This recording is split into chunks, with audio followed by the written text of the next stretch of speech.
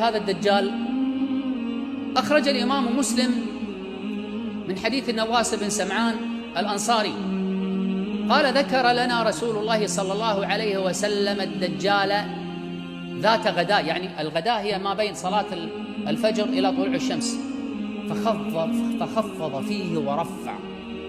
خفض يعني حقر من شأن شخصه، ورفع من شأن فتنته، يعني هو حقير لكن فتنته عظيمة. يثبت الله الذين آمنوا بالقول الثابت في الحياة الدنيا وفي الآخرة. قال: فخفض فيه ورفع حتى ظنناه في طائفة النخل.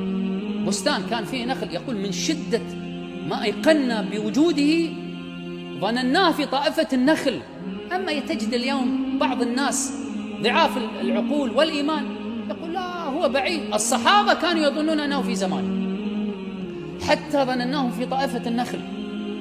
فلما رحنا إليه، يعني في آخر النهار، روح في آخر النهار، فلما رحنا إليه يعني إلى النبي صلى الله عليه وسلم وجد ذلك في وجوهنا، يعني وجد أن وجوهنا متغيرة من الخوف.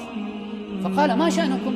قالوا: يا رسول الله، ذكرت الدجال غداه فخفضت فيه ورفعته حتى ظنناه في طائفة النخل. فقال صلى الله عليه وسلم: غير الدجال أخوفني عليك.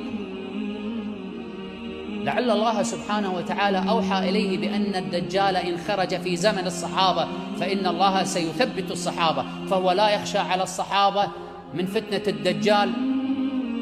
قال: غير الدجال أخوفني عليكم، لكن هناك أمور أخرى أنا أخاف عليكم أكثر من الدجال.